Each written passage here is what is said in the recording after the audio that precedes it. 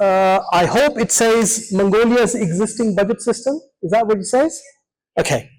Now the existing budget system, just few things, you know better than I do. There are elements of this strategic budgeting, the one we talked about earlier. There is a medium-term fiscal framework. There is also legal backing, as we talked about. There is a fiscal stability law. There are some elements of medium-term budgetary framework which are written in the law. There are also fiscal rules that are written in the law. For example, there is a limit at the moment which may be changed, 60% of debt to GDP ratio. In a number of countries, by the way, they also define what debt actually means. In certain countries, debt means government debt only. In certain countries, debt means gross debt. In certain countries, debt means net debt. In some countries, debt includes the debt of the state-owned enterprises. In certain other countries, debt includes those areas which are questionable with regards to government guarantees. In some countries, maybe debt includes something else as well. So the definition of what is public debt is also in many countries very clearly articulated in the in the legal laws. There is a Fiscal Stability Council which develops the medium-term fiscal framework. There are parliamentary inputs. I understand the MTFF becomes a law, but let's look at that. Ministry of Finance in the current system works with ministries to gather budget requirements. There's a challenge function. Ministry of Finance says, do you really need this much amount of money? The trends say something else. You are asking for something else. And it also provides that sort of ceilings on a mutually agreed basis. And ADP, Annual Development Plan, is approved by the Parliament. Okay, this is how I have understood your budgeting system. We start from there, the top left corner. So you can see on your left-hand side, Parliament on the top, then Cabinet, then ministries, then Ministry of Economy and Development, then Ministry of Finance at the bottom. My understanding is that the process starts somewhere in February, March by developing these macro fiscal projections. There are 9 projections that happen at the moment. The Fiscal Stability Council issues a report which is presented specifically on this medium term for 9 indicators. Now these are 3 types of indicators. One is the GDP, one is the inflation, and number 3 are the fiscal, revenue, expenditure, debt-related indicators. Now, once they produce the report, it is sent to the Ministry of Economy and Ministry of Finance for their review. Ministry of Economy, as you can see here, so here you can see Ministry of Economy, once it receives the 9 indicators, it then undertakes some sort of a process through which, it undertakes the consultations. It's a broad level consultation, and they can also either change, update, or improve these indicators. And then they send this copy to the Cabinet, the 9 indicators, which endorses the medium-term fiscal framework here. Endorsement means it is endorsed to the Parliament. At the same time, what is happening is that the ministries are doing 2 things. One, they are preparing the ADP-related information based, for example, on action plan.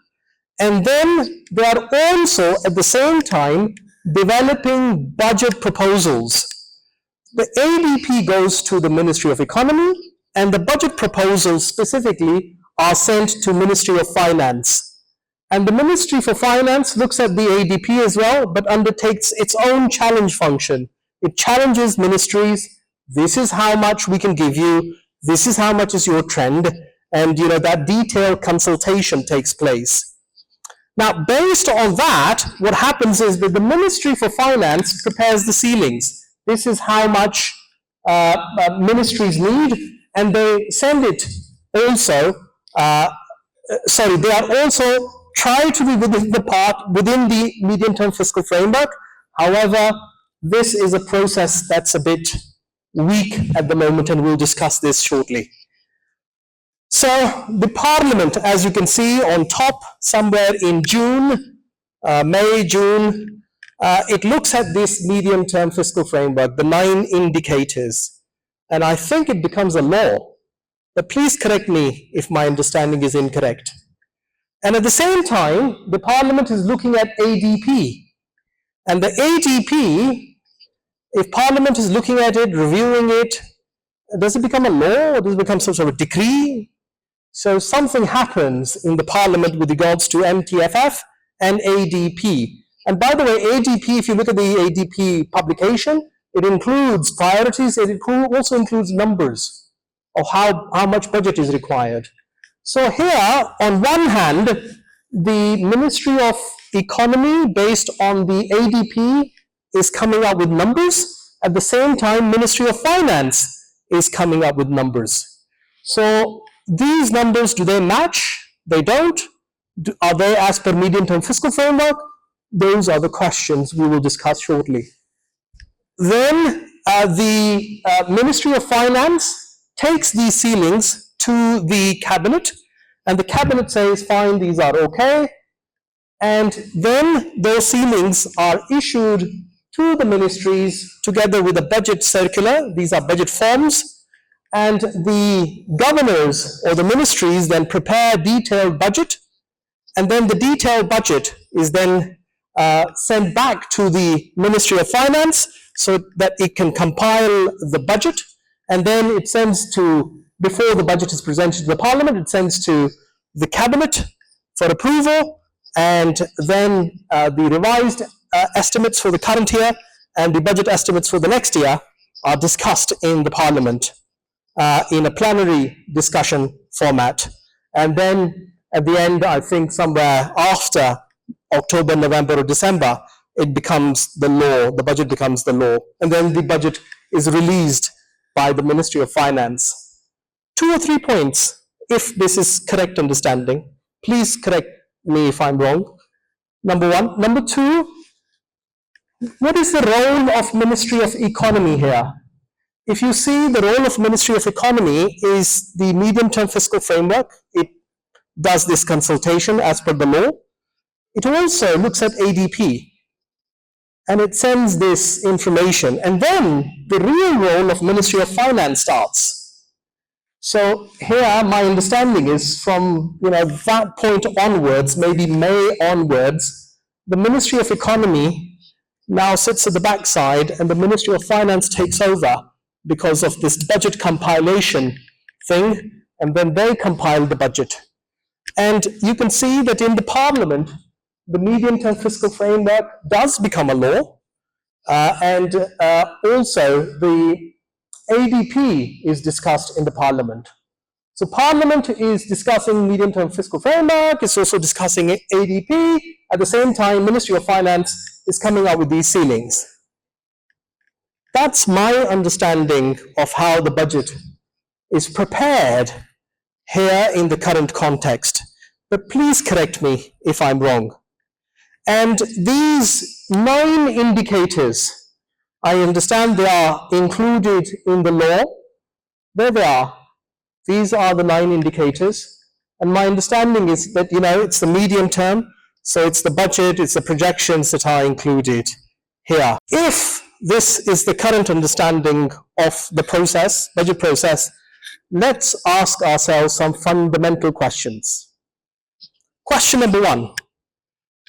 This MTFF, is it really ensuring, is it strong enough to ensure that the fiscal targets are met over the medium term? I think that's a fundamental question. Is strategic budgeting strong enough to ensure that the forecasts that are prepared by the Fiscal Stability Council, are they actually met, especially over the medium term? That's a big question. Question number 2, how do we ensure that the medium-term fiscal framework and expenditure ceilings are actually credible? How do we ensure that there is a credibility in these numbers? Because things change, revenues change, prices change, priorities change. How do we see that these numbers are actually credible?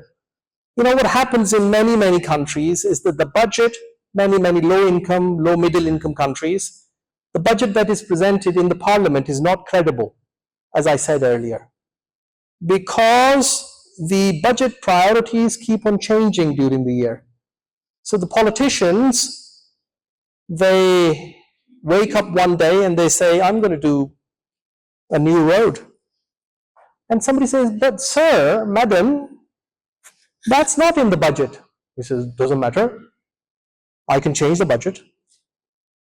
And sometimes, you know, they stand up and say, I'm going to give a subsidy to the farmers.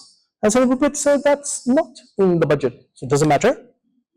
I have the power. I'm the prime minister. I'm the president of this country. I can do whatever I like. You know, just like, sorry to say, Trump says, I can do anything I like.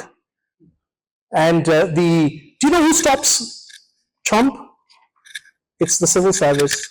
It's the rules and regulations. So, sir, you can't do that. Sorry. He says, what type of a president am I if I can't announce a subsidy or if I can't build a wall? So I said, but that's how our system operates. You cannot do these sort of things. Sorry. But this type of system is not applicable to low-income countries and low-middle-income countries and in many developing countries as well. So hence, the main question, how do we make sure that this is credible? I think another question would be, how do we ensure that these medium-term fiscal framework, the ceilings, ADP and other plans, how do they align together? The chairperson of the budget committee asked exactly this question. Says, how do we align these three things together? And I was sitting quiet and said, I don't know, sir. How do you align these things together? Maybe that's a discussion point that we need to have. Another question is, what do you do if there is an abrupt movement in the international commodity prices? Should we do something like Germany does? It undertakes the fiscal forecasts 2 times in a year. Revenue forecasts 2 times in a year. Should we do that here? I don't know. And how do we introduce this top-down ceilings? Or should it be based on the ministerial needs? Should they be a top-down element? These are the 4 or 5 questions. If we can somehow debate them, ask them, maybe they can lead us to some type of systemic reforms. So there can be options. I don't know whether a particular thing is going to work or not, but let's see, based on these OECD countries, there can be some options. Let's look at one option. Maybe we can request the Fiscal Stability Council to increase or expand the scope of this medium-term fiscal framework. Maybe we can request that a comprehensive framework may be presented, not just 9 indicators, maybe also present indicators on the components of GDP forecast, not the prior one. Maybe look at external sector, maybe look at monetary sector. Should there be a collaborative exercise? That could be another option. So there can be an option. So should medium-term fiscal framework also include, or only include 9 indicators, or should we expand the scope? One option could be that could be a comprehensive framework. So the medium-term projections are undertaken for different types of areas within the economy. Are you going to say, well, what difference would that make? Well, it will make a difference because if that information goes to the parliament, they can also see that if there is, by the way, in many countries, this sensitivity analysis is also undertaken, or the fiscal risks are part of the medium-term fiscal framework as well. So there the politicians can see, okay, if I expand this, if I don't do this, this can be the implications of the fiscal decisions. Maybe that could be one option. I don't know, is that a good option, not a good option, maybe. But in order to work on this option, and we were just having a discussion, the capability of Fiscal Stability Council needs to be improved. Maybe more researchers, maybe more modeling capability. Maybe that can be one option to strengthen the Fiscal Stability Council Another option could be that the Fiscal Stability Council works with the key government departments, Ministry of Economy, Ministry of Finance, maybe Central Bank. Do this forecasting in a collaborative manner. That could be another option. Is that a good option? Not a good option? That's debatable. Okay, another option could be that in addition to the capability and forecasting enhancement of the Fiscal Stability Council in a collaborative manner, maybe one option could be that a new process may be introduced called budget strategy paper. Now, what is a budget strategy paper? A budget strategy paper includes the medium-term fiscal framework, includes government's budget priorities, provides some sort of ceilings, presents fiscal risks. So this is a small publication, 50, 60 pages, and it includes the macro fiscal framework by the Fiscal Stability Council.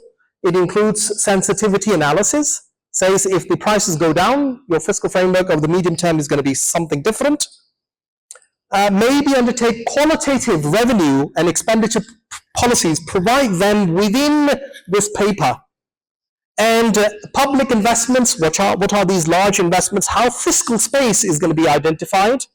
And what are these top-down budgetary ceilings based on no policy change scenario? So if the government does not change any policies, what will be the implication on the government's medium-term budget? I mean, we know that there are civil servants, their salaries have to be paid. We know that there are projects which are currently under work and future liabilities have to be paid. We know that there are requirements of operations and maintenance by the ministries. So the future cost of current policy, no policy change. Why is that important? Now, many countries have a legal requirement for this. It's called baseline. Why is baseline important? Because it tells the politicians, this is the commitments that you have already, or the previous government has already made. This has to be funded. Either you close down projects or close down government entities, this is the cost that's going to happen. So that baseline, and then a dialogue with key ministries or maybe a subcommittee of the cabinet on these new government policy priorities, present them separately on the fiscal side, so that when the politicians review it, they know this is the minimum that has to go into the budget because of the commitment, and this is the amount of money that we have to spend, and then calculate the fiscal deficit and say, sir, is it going to be sustainable, non-sustainable? Present it in a macroeconomic framework. So that could be one additional option, and also present or quantify these fiscal risks. Now, in order to undertake that kind of a process, maybe some sort of a working committee can be established. I've shown you what, for example, Germany does. Many countries have these working committees, and they are mandated in certain cases in the rules as to what are the functions of these committees. They work together, they do things in a collaborative manner, they undertake these discussions together and present it to the Minister for Finance or through him or her to the Cabinet. So it could be a working group, it could be a subcommittee of the Cabinet. Now, subcommittee of the Cabinet is very important. In many countries, there are subcommittees of the Cabinet on certain areas. It could be subcommittee of the Cabinet on energy, trade, subcommittee of the Cabinet on budget strategy, a very important one option. So that the key 4 or 5 ministers say, okay, these are the priorities, this is what we do, this is how things are going to be, and those then present to the Cabinet. That budget strategy paper becomes the role or key document for the Ministry of Finance to follow. So the detailed budget will then have to be presented as per that budget strategy paper.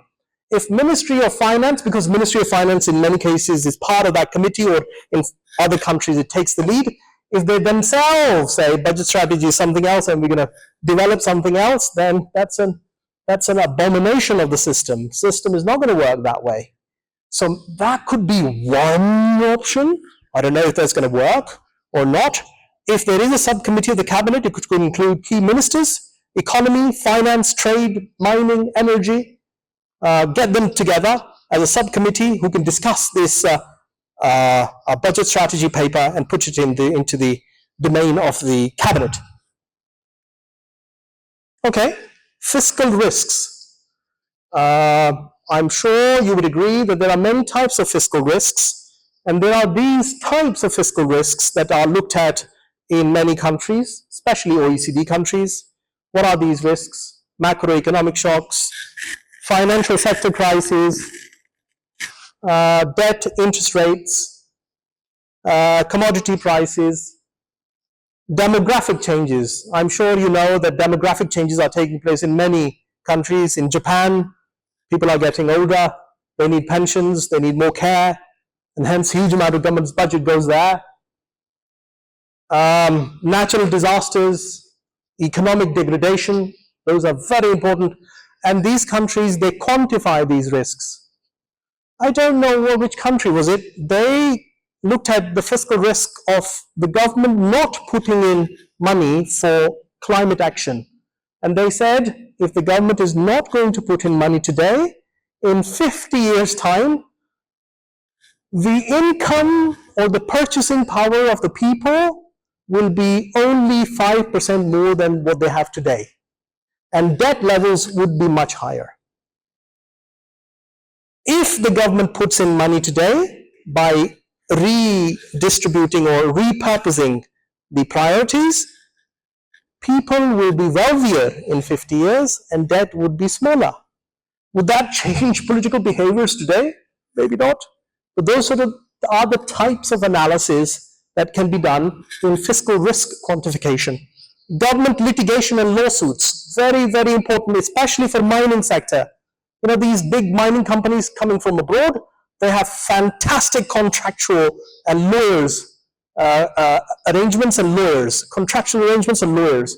You know, they can hold a country hostage. And in some countries they do. And hence these government litigations and lawsuits become very important. In most of the cases, the countries who are ill-prepared in their contractual obligations, especially related to the mining sector, these companies take huge amount of money from the countries. Public-private partnerships, they present a fiscal risk. And local governments, they present a risk. SOEs present, state-owned enterprises present risks. Now, in order to come up with fiscal risks, here's OECD countries, and these are the names of these countries, Canada, Belgium, blah, blah, blah. And you can see on your left-hand side that actually in certain countries there is a legal framework in place. How do you quantify a fiscal risk? And in certain cases, only some guidance is provided. There is no a specific framework in place. So there is, in certain countries, there is a specific framework. How do you quantify fiscal risks? How do you include them in these sort of statements? And in terms of disclosures, here you can see most of these OECD countries make this information publicly available. Why should you present fiscal risks in government's budget documents?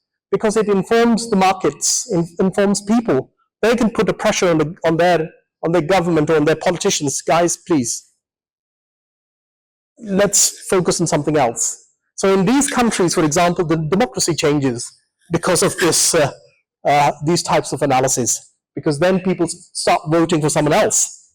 So it's publicly available, and in certain countries it is produced but not made publicly available, but those are only few countries. So fiscal risks and the statement, the budget strategy paper, that could be one recommendation, option. Another option could be that maybe Ministry of Economy and Ministry of Finance together start working on development of these, what is called top-down budget ceilings. Now, the ceilings in most of these countries I've just shown you, normally they are at an aggregate expenditure ceilings, which is presented in the medium-term fiscal framework, which is done right now here. But in many other countries, they are by ministries. So maybe that process needs to be put in place. Start by looking at ministerial or government level top-down ceilings. Work with them to understand the baseline. This is how much it will cost in the medium term if the current policy remains. Or, I don't know, should there be some type of a binding ceiling? Should it be indicative in its nature? But maybe start from 1 year ceiling only. This year 2 and year 3 is not going to work because the current system, as I can see, year 1 is a question mark, and year 2 and year 3 becomes even bigger question marks. So maybe that can be related to 1 year. And I think what we have done is that, if we look at these areas, then maybe the baseline preparation, as I've just talked about, that becomes important. So let's look at these baselines. Now, in certain countries, for example, Australia, they have no ceilings, they have forward estimates. So they say to the ministries, you are going to be spending X amount of money today, and you know what are the implications. There's going to be inflation, there's going to be currency issues, there's going to be government's policy on new fixed assets, etc., etc. Prepare baselines based on that. In America, there is a congressional methodology on baseline preparation. So there is a legal regulatory document available in America. It says, how do you prepare a baseline? So you prepare a baseline, engage with the ministries to agree on that baseline, then undertake discussions with them on new policy priorities. How much would it cost this year? And what would be the implications of the medium term? Start talking to them. Present these two separately, the baseline and the new policy priorities in the budget strategy paper, and then have a discussion in the cabinet. Or maybe if you want, you can take it to the parliament for discussion purposes. Because this information tells the politicians that actually there is also a liability coming from the previous governments or the current setup. And there is no fiscal space, or there is very limited fiscal space. And please tell us, what are your top priorities that we should fit into the budget? We cannot fit in everything, so maybe identify 5 or 6 key priorities that we can fit into the fiscal space. That's it.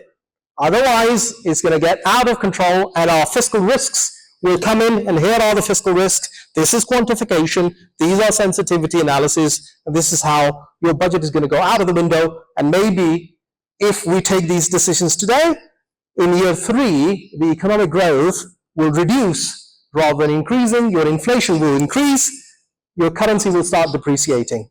Maybe that sort of analysis, that's it. The sort of baseline. Look at the baselines, but look at new policy priorities as well.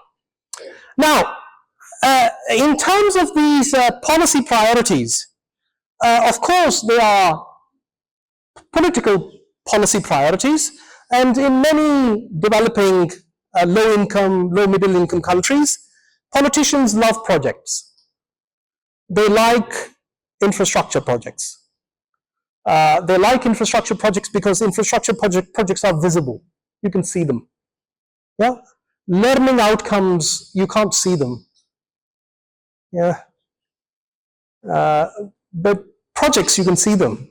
And projects in many countries, I'm not saying it happens here, but in many other countries, they're also, in certain cases, source of rent seeking. Please allow me to use the word corruption. But that happens in many other countries. So hence, the focus on these projects is vital in many of these countries. So what they have done, many countries, that in 1960s, when the Soviet-style 5-year planning system was in place, the planning system used to look at public and private, both. So in 1970s and 80s, they reduced it to only public.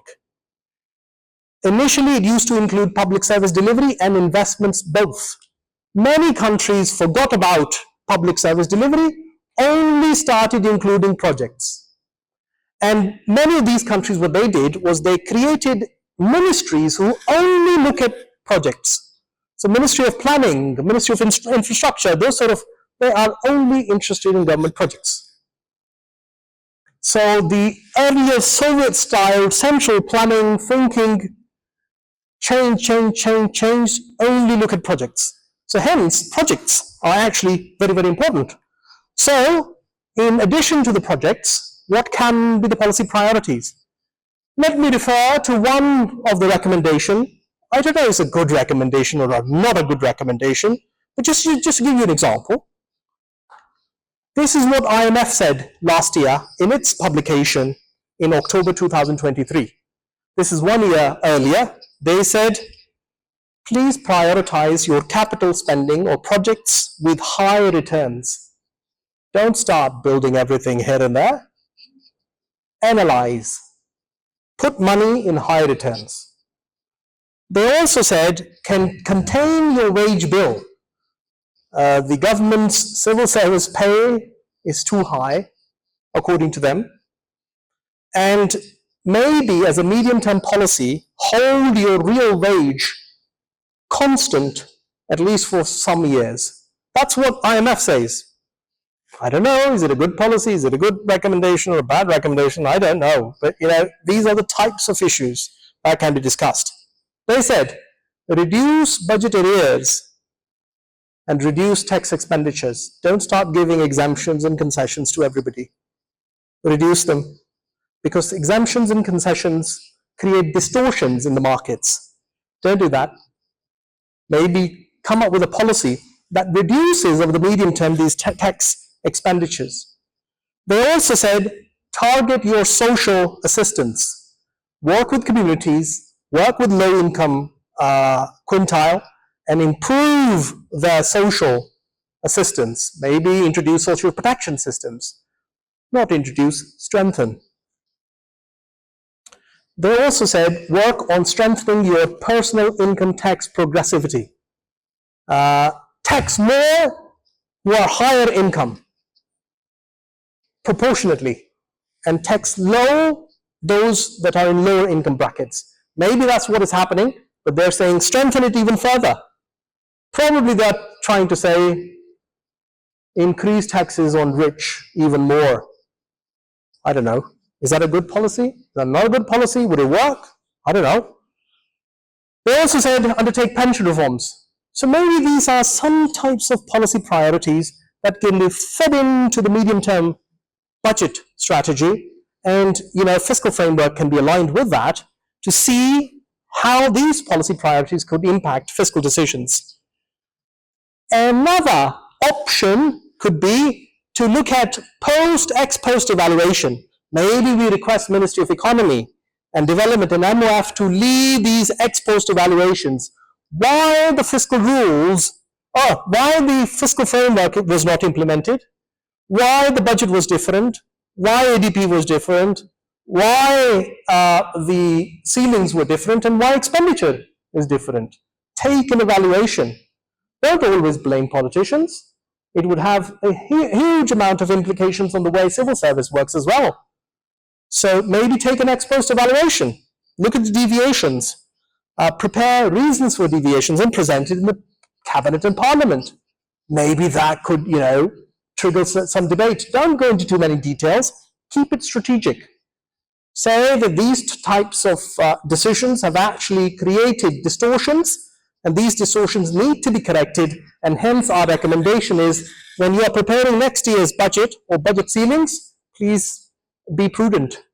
So that could be one other factor to undertake. I think the main aim of this session was to present some ideas. Now, these ideas could be institutional, collaborative work, enhance the role of one ministry, enhance the capacity of, for example, the Fiscal Stability Council, present new types of information to the cabinet or the parliament. But these are all the options, and we've looked at the budget preparation process and identify these. But there can be many other recommendations, but these are the recommendations that can empower or strengthen the medium-term budget framework that you have enacted in your laws. So what I'm going to do is maybe stop here and maybe request that we undertake some sort of a discussion again. I was very encouraged by your inputs in session 1. Let's continue that discussion. Ask ourselves, okay, what can be other options? Are these good options, by the way, first of all? What can be other options that we can bring about to change the budget process? You have the budget process printed, I think, in front of you. If anybody doesn't have the budget preparation process page in front of you, please tell us. There it is. Yeah. Please have a look at this. Is it, first of all, correct? Number 2, where can we introduce these changes, in your opinion? Because we have 2 main objectives, fiscal discipline and introducing this top-down mechanism. Can there be some changes to planning system as well? I think that's another important question. I haven't included that here, but I'm sure you know better than I do. There are so many planning documents. There is 50-year plan, there is 10-year plan, there is 5-year plan, there is a 4-year plan, there is an annual plan, there is a medium-term fiscal framework, then there is a budget. What is going on? Why do we have so many plans? Do we need maybe one plan, uniformity of planning system? That's another question we need to ask ourselves, because planning system also impacts the budget. Let me tell you that in most of these high-income countries, you will not find a 5-year plan.